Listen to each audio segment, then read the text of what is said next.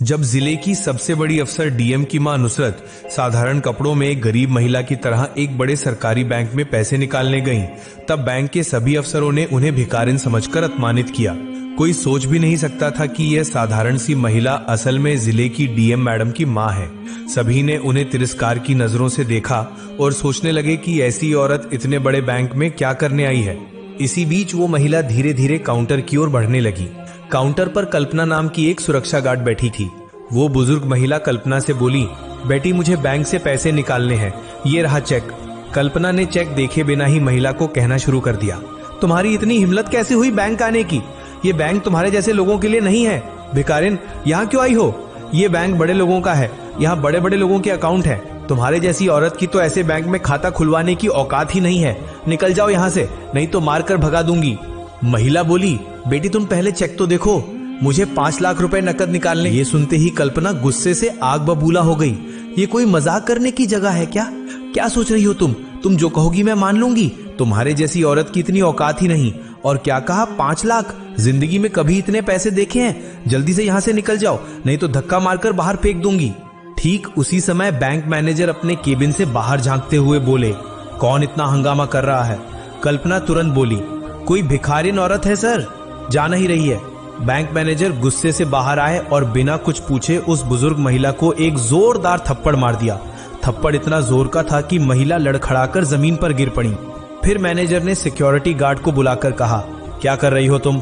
घसीट कर बाहर निकालो इस औरत को, पता नहीं कहां कहां से ऐसे लोग आ जाते हैं। कल्पना ने जबरदस्ती उस महिला को बैंक से धक्का देकर बाहर निकाल दिया। वहां मौजूद सभी ग्राहक और कर्मचारी चुपचाप सब कुछ देख रहे थे।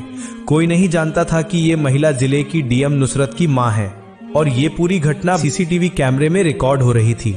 घर लौटकर वो महिला रोते रोते अपनी बेटी डीएम नुसरत को फोन कर पूरी घटना बताती है। कैसे बैंक में मेरे साथ अपमान किया गया, कैसे मुझे जलील करके बाहर निकाल दिया गया। ये सुनकर नुसरत अंदर से कांप उठी। उनके लिए ये आग से भी कम न था। वो रोते हुए अपनी माँ से बोली, माँ कल मैं खुद आ रही हूँ और तुम्हारे साथ जाकर उसी बैंक से पैसे निकालूंगी। अगले दिन सुबह नुसरत ने एक सादा सूती साड़ी पहनी और अपनी माँ के साथ बैंक जाने के लिए तैयार हुई। माँ बेटी एक दूसरे को गले लगाती हैं।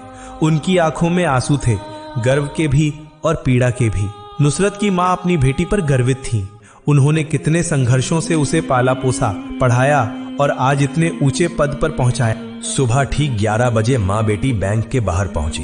बैंक अब तक नहीं खुला था, जबकि बैंक खुलने का समय 10 बजे था। नुसरत शांति से दरवाजे के पास बैठकर इंतजार करने लगी। थोड़ी देर बाद जब बैंक खुला तो वे दोनों अंदर प्रवेश कर, दोनों के कपड़े इतने साधारण कपड़ों में थे कि वहां मौजूद ग्राहक और कर्मचारी उन्हें एक सामान्य ग्रामीण महिला और युवती समझकर भ्रमित हो गए। कोई कल्पना भी नहीं कर सकता था कि यही नुसरत जिले की डीएम है। धीरे धीरे वे काउंटर की ओर बढ़ी। वहां वही कल्पना बैठी थी। नुसरत विनम्रता से बोली, मैम हमें पैसे निकालने हैं, माँ की दवाई लेनी है और कुछ जरूरी काम भी है। ये रहा चेक, कृपया देख लीजिए। कल्पना ने दोनों महिलाओं को सिर से पांव तक देखा। साड़ी में एक वृद्ध महिला और साधारण कपड़ों में एक युवती। किसी भी हाल में वे अधिकारी नहीं लग रही थी। उसने व्यंग में कहा, आप शायद गलत बैंक में आ गई हैं। ये शाखा हाई प्रोफाइल क्लाइंट्स के साथ काम करती है। नुसरत मुस्कुराकर जवाब देती हैं, एक बार चेक करके देख लीजिए मैडम, अगर ना हो तो हम चले जाएंगे।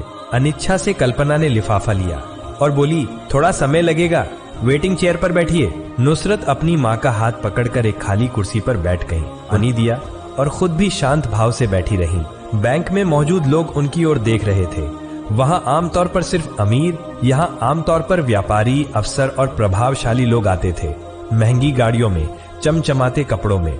इसलिए साधारण कपड़ों में बैठी माँ बेटी सबको अजीब लग रही थी। चारों ओर कानाफूसी शुरू हो गई। किस गांव से आई हैं? शायद पेंशन के लिए आई होंगी। यहाँ इनका खाता होने का तो सवाल ही नहीं है।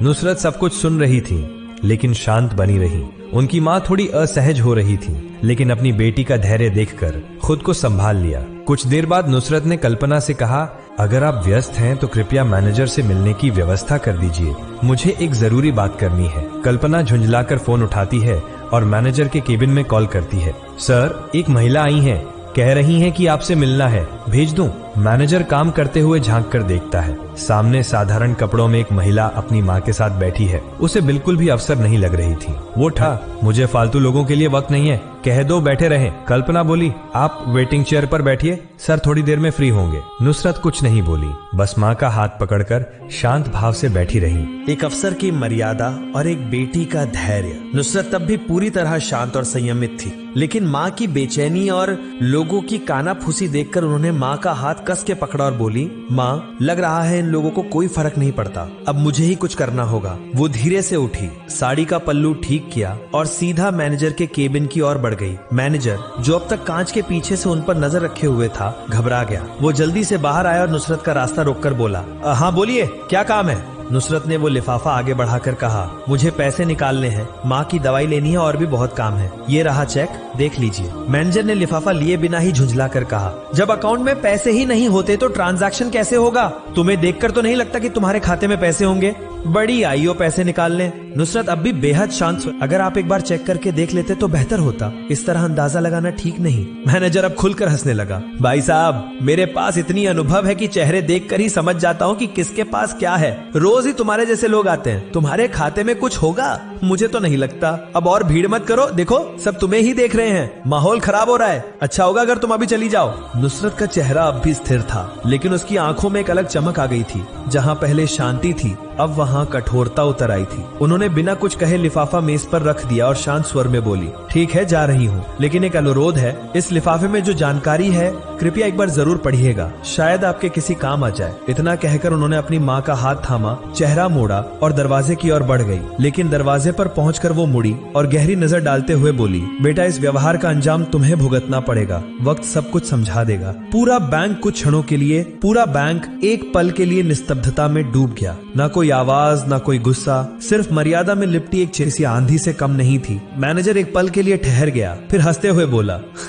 बुढ़ापे में लोग कुछ भी कह जाते हैं, चलो जाने दो, और वापस जाकर अपनी कुर्सी पर बैठ गया। उसके सामने वही लिफाफा अब भी मेज पर पड़ा था, बिना पढ़ा, अनदेखा। उसे यह अंदाजा नहीं था कि उस लिफाफे में ऐसा एक सच छुपा है जो उसकी दुनिया को उलट कर रख देगा। अगले दिन बैंक का वही पुराना रूटीन शुरू हुआ। क्लर्क अपने काम में, कैशियर अपने गिनती में और मैनेजर अपनी पुरानी अहंकार में डूबा हुआ। लेकिन इस बार एक फर्क था, वही वृद्ध महिला जिसके साथ एक दिन पहले अपमान की सारी हदें पार कर दी गई थी, फिर से उसी बैंक में दाखिल हुई।